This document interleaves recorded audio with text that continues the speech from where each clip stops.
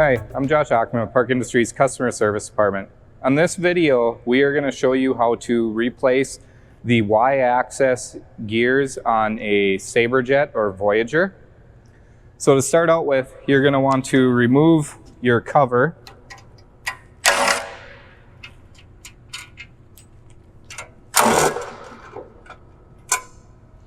It is a 9/16 socket you'll need.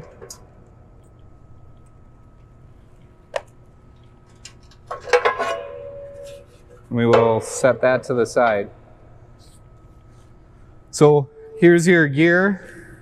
First thing you want to check is how much wear you do have on your gear.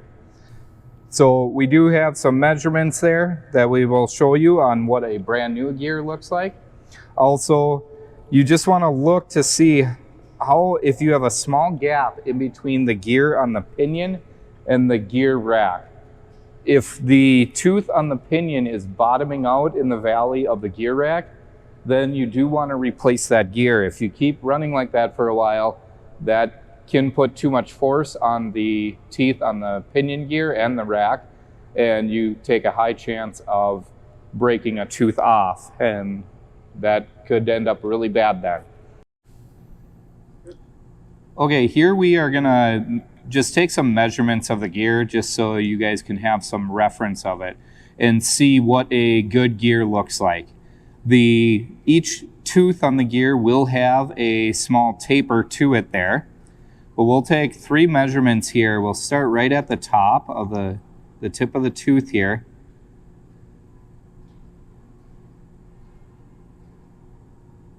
Right there, the tip of the tooth, you're looking at about 0.09 for a measurement. I'm going to go right above where you can kind of see a lip where it gets fatter. We're at about 0.14, and I'm going to also get as far as I can into the tip of into the tooth there. We're at 0.15 here. Usually at about 75 to 50% is where you'll see that you need to replace your gear because those teeth are too wore and it's bottoming out in the gear rack. But a good reference would be that the tip of the tooth of the gear is not touching the bottom valley in the gear rack here. So to start out with here, we are going to lift our gear up out of the rack. So a 3/4 inch socket you'll need for this.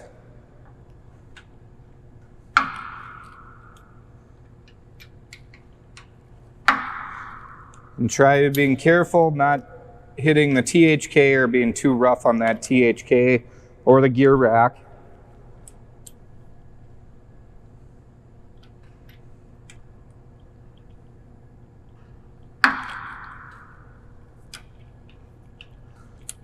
So we're just going to loosen all 4 bolts here. And then I'm going to keep my socket on one of the top bolts. And I'm just going to take a 1/2 inch extension, put it in the end of the gear there. And I'm just going to lift up and then tighten up the top bolt.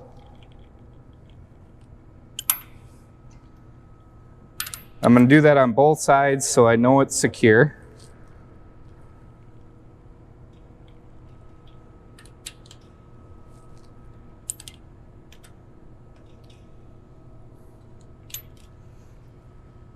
Now you can see my gear is out of my rack here.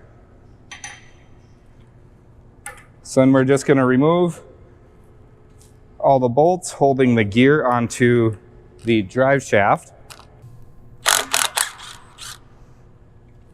So for the regular bolts going around, those are metric, so you'll need a 5mm to take them off.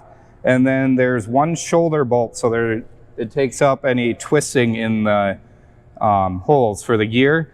That is a 4mm. So I can tell my shoulder bolt's not coming out. So we're a little stuck here with the tight tolerance. So we're gonna grab a pry bar and try and pop that off.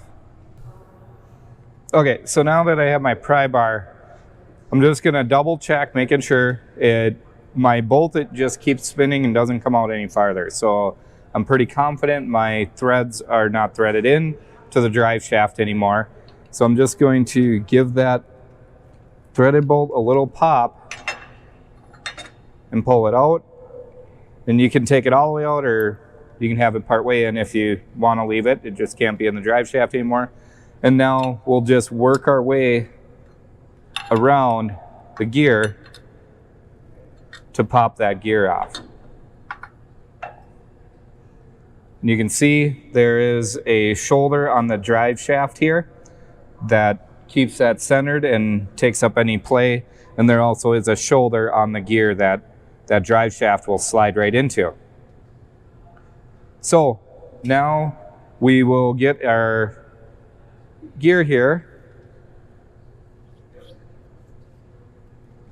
Make sure everything's clean.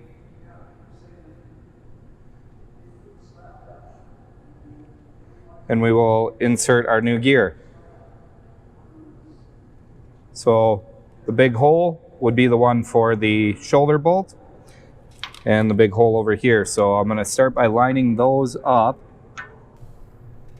Let's pop off a little bit, make sure my shoulder bolt is fully lined up. I'm gonna push my shoulder bolt in here all the way. So I know my shoulder's in there now in the drive shaft, and just give that a push and start threading all my bolts in.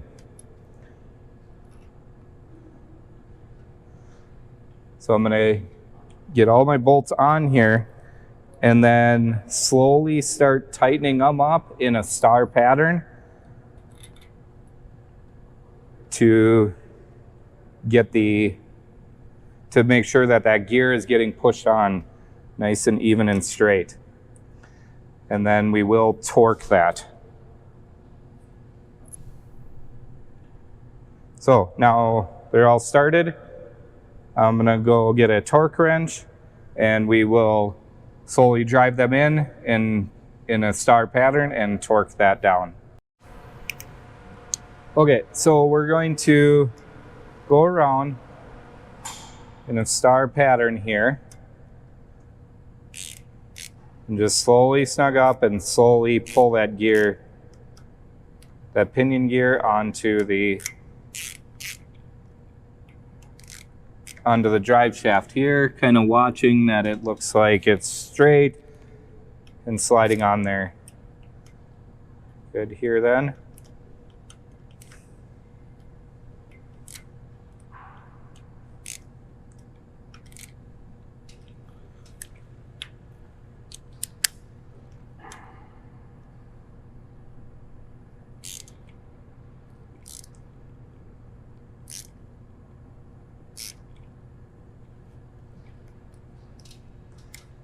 Okay, so once you have them and it just barely snug and it looks like everything is straight and on there, we're going to take our torque wrench. I'm going to start with the shoulder bolt. The torque for the shoulder bolt is 10 foot-pounds.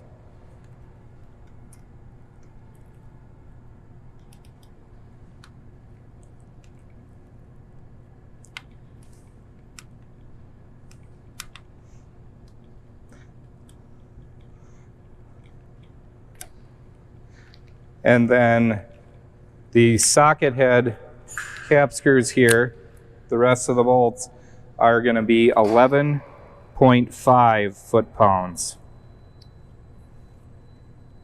So I'm going to start on the opposite end of my shoulder bolt.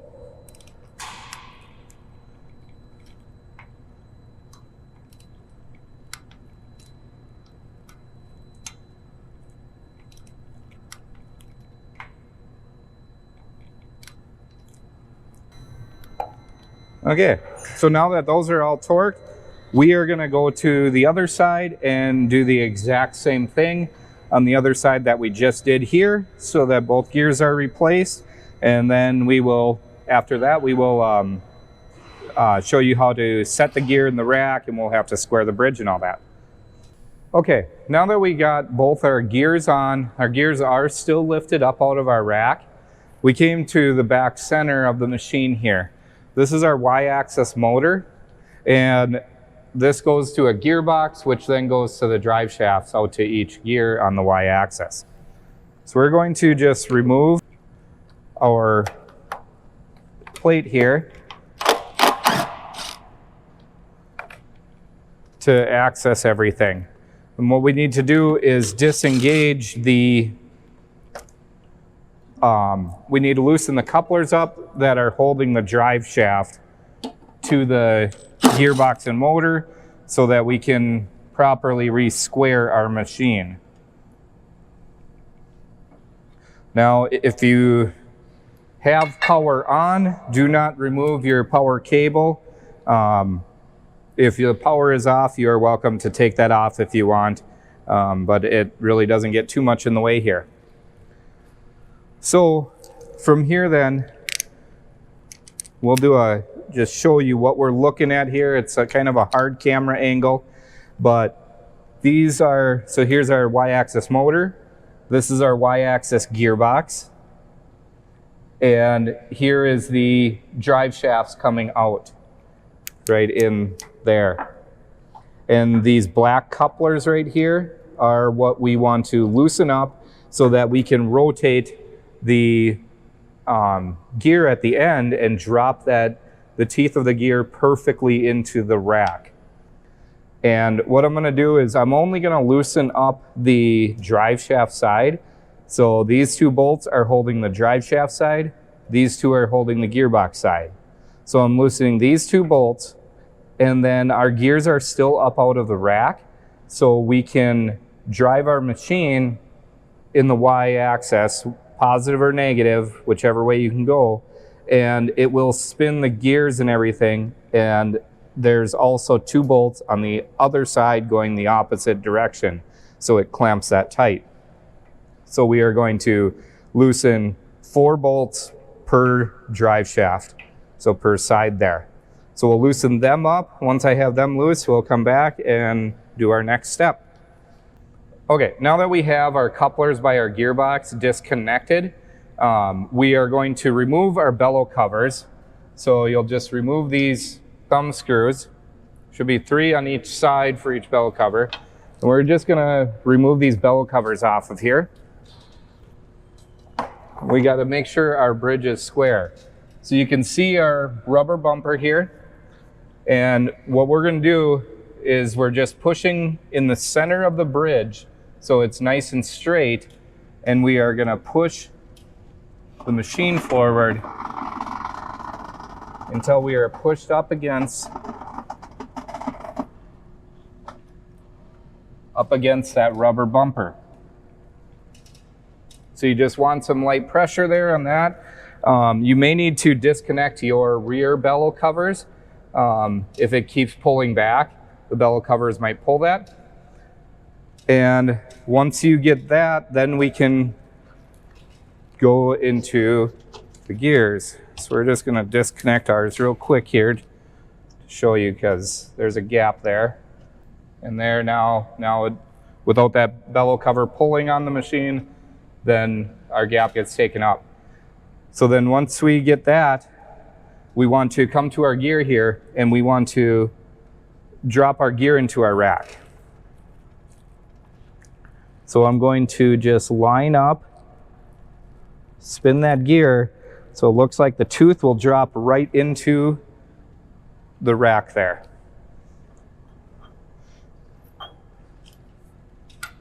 So I'm going to loosen my top bolts. And I'm gonna keep this also in here so it doesn't slam down hard, and slowly let that slide into the gear into the rack there. There we go. So now what you're looking for is that your tooth is seated nice in there. Your teeth are not angled. that it's making a nice mesh down in here with them. Once you get that seated in, we can tighten up the 4 bolts. Once we have our 4 bolts tight, then now we will go on the other side and duplicate the same thing to set that gear into the rack.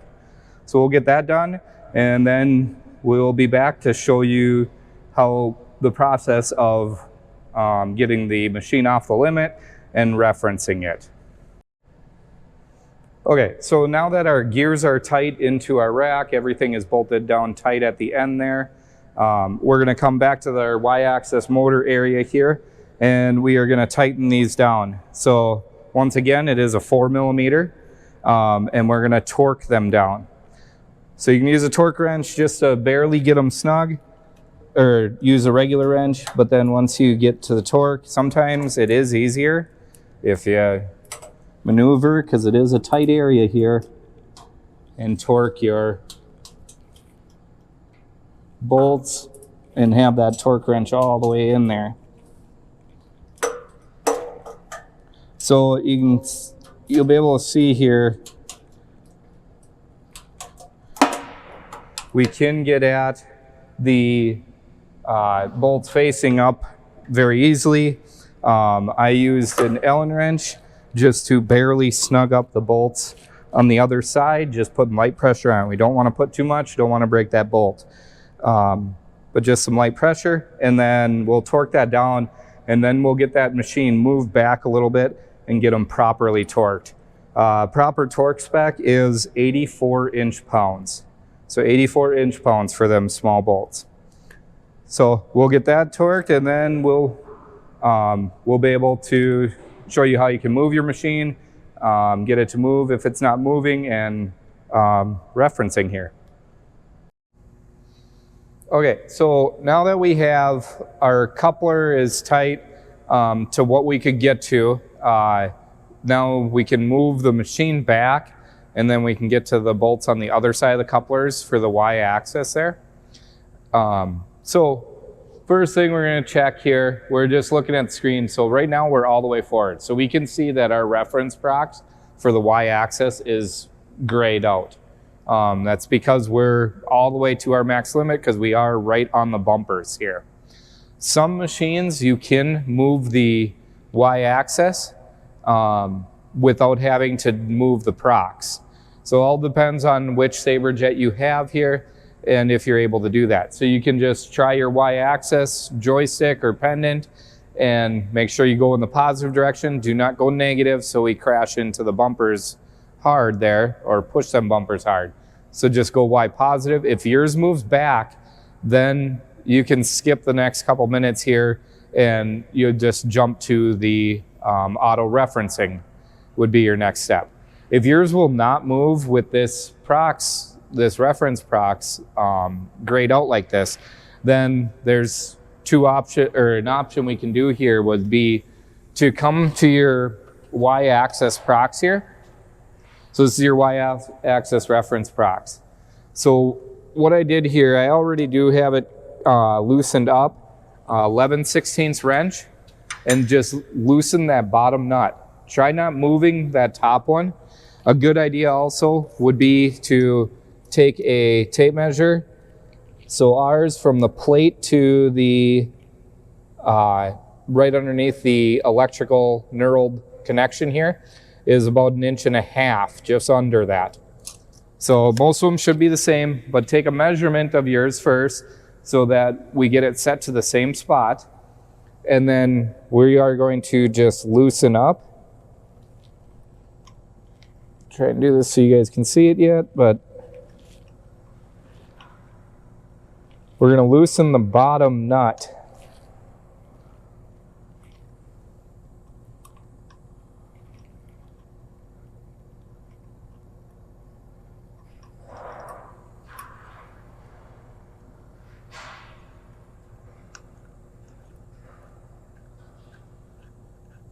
Once your bottom nut is loose, you should be able to pull that up high enough that you can get the lights to turn on, And then on the screen, you can double check your diagnostics, and you can see that that is lit up green. So if I drop it down, it'll turn gray.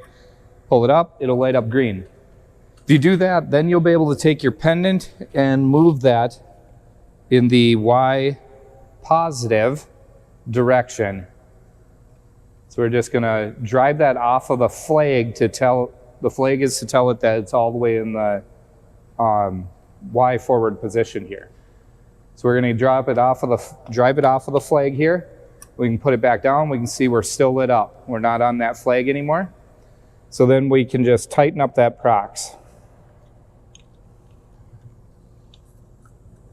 And I'm just making sure I'm not touching my bottom or my top nut at all, and I only adjusted the bottom.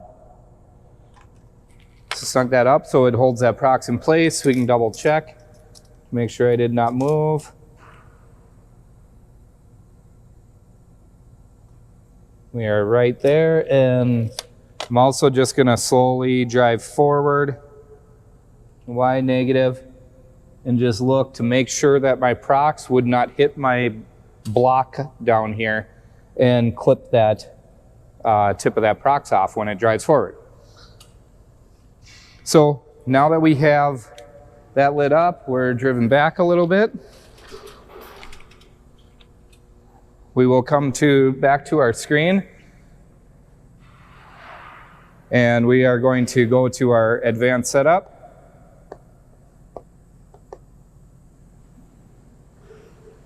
Okay, so I have my pendant active. I'm going to deactivate that. Enable my arbor. And now we're just going to auto-reference the Y-axis, so that will teach it where the front of the machine is. And we'll hit yes. And OK to that. Now that machine's slowly going to drive forward. You see that turns black. That means that that prox is reading right now, and it's slowly driving back until that will turn green again, so it will reference it right off of that prox. When it does reference, your system will shut off, so you'll have to turn your system back on. But now we are referenced, and we will be able to continue setup here.